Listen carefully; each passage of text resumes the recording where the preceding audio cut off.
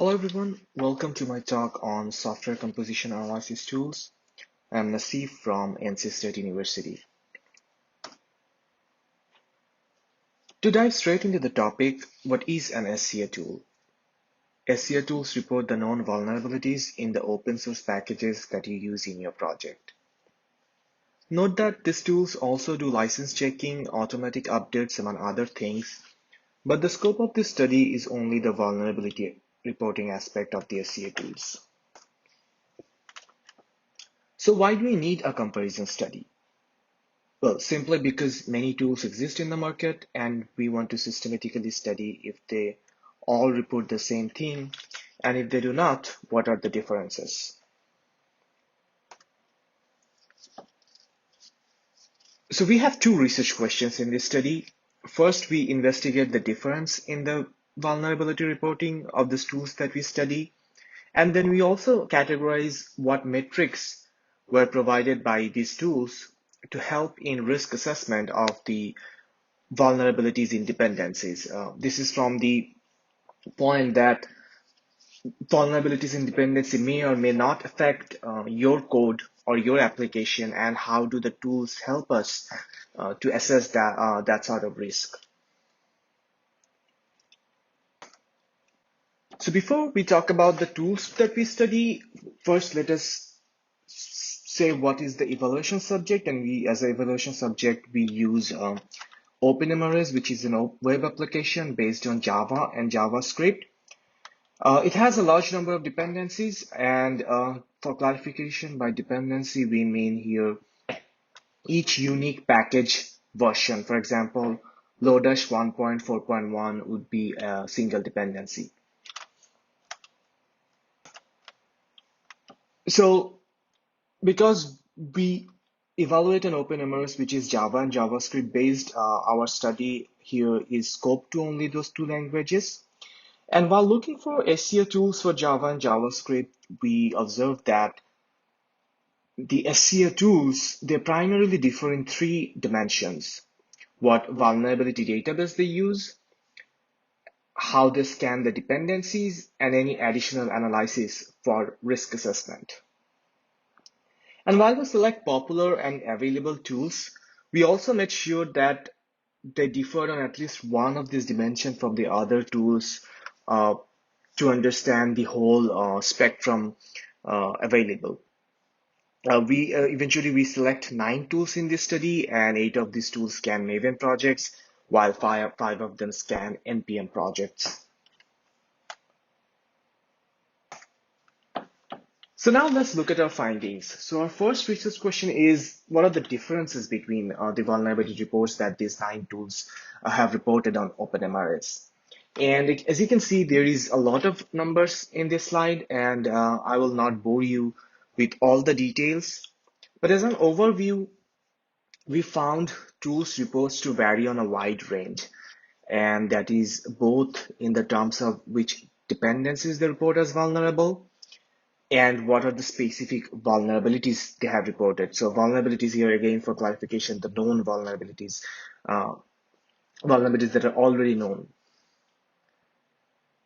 And from that aspect, we also find that the tools re obviously report CVEs, which is the most well-known common vulnerability identifier, but they also report vulnerabilities without a CVE as well.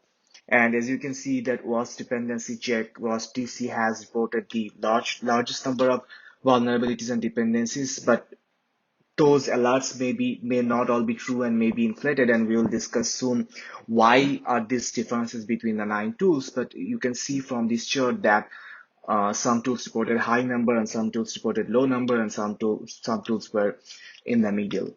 And not only that, their count differed, but they also had non-overlap in their reporting. So here we have 3 representative tools, and we show their Venn diagram of the reported vulnerable dependencies and vulnerability and CVEs. And you can see this non-overlap here. And to note here that the 3 tools we chose in this diagram is basically the closest to each other, and you still see this non-overlap among them. So you can understand, like, the ones with even larger difference will have a larger non-overlap as well.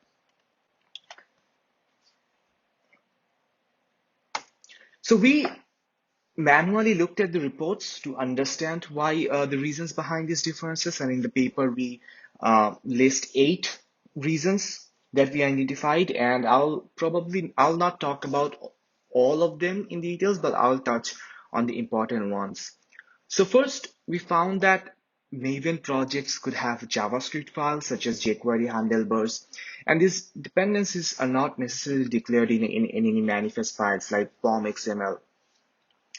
And most tools except 2 has failed to report them. So that's one. Then we saw that the vulnerability metadata can be inaccurate. For example, what versions are actually affected by a vulnerability. And tools may simply falsely report a version as vulnerable while the vulnerability actually affects some different versions. Similarly, we also find that simply relying on NVD data can lead to inaccuracies. For example, OSDC reported the same vulnerabilities for multiple packages who share the common CP, that's a product identifier. So that was a reason OSDC has a very inflated number of alerts. They have reported the same vulnerability for all the related packages. Finally, we want to mention another important point we found is so CVEs, as we talked already, are from a national vulnerability database that are typically incorporated by all the tools. But besides this, many vulnerability may get reported on one tool's database and not in any other tools. And this results in unique non-CVEs. All the tools, and 6 of the 9 tools in our study has reported some non-CVEs, and we have found that they all reported at least one non-CVE not reported by any other tool. So non-CVEs are another reason, another major reason behind the differences. So key takeaways from the findings of RQ1 is that a good SCA tool must have a vulnerability database that is accurate and up-to-date. And many vulnerabilities we have seen that may get reported to only certain databases, and that basically implies that they may not get reported at all. And that creates a risk that there still may be some known vulnerabilities not reported to you by the exact SCA tool you are using. And finally, dependencies outside package manifest files, beyond package manifest files should not be ignored. That you should be also careful about that where are actually the dependencies located in your project. So SCA tools may not be very reliable on that aspect as well. So for our next research questions, we also categorize 5 high-level category of metrics provided by the existing SCA tools to aid in risk assessment. And due to time constraints, I'll not go into detail of each of them. But if I were to highlight one thing, I would say the code analysis bed metrics. So 2 tools in our study perform static and dynamic analysis to determine the vulnerability in the dependency is actually reachable from your code or not. So basically, if your code uses that the vulnerable function of that package or not to signal you if your application is actually affected by the vulnerability or not. So that is probably the one we would like to highlight. But overall, we found that different tools do different things, which basically shows that there's a research need for a common risk measurement framework specifically for dependency vulnerabilities to identify if they're false positive or what is their risk or not, because and to evaluate if that such a framework or metric is accepted by the developers or not. So for the final takeaways, we already talked about what SCA tools should do. They should have an accurate, complete, and up-to-date vulnerability database, and they should pick up like open source dependencies, all open source dependencies in our project, and you probably as a project developer should be careful of that. But besides that, practitioners should not rely on any single tool at the present, because that may result in missing known vulnerabilities, as I've seen from the findings of RQ1, and not only missing, but there may be delays. So some vulnerability database incorporating data in October, and your SCA tool may have got that data in December. So you would have some delay in getting that notification as well at any given time. And On that matter, we think the future research should look at how to build automation technologies for continuous monitoring of vulnerability data so that all the client projects, whenever advisory if vulnerability is discovered or a new security release has come in, all client projects should be notified immediately, and ideally we should not depend on any third party tool or any third party database on that regard. It should be every database or every tool should be updated automatically.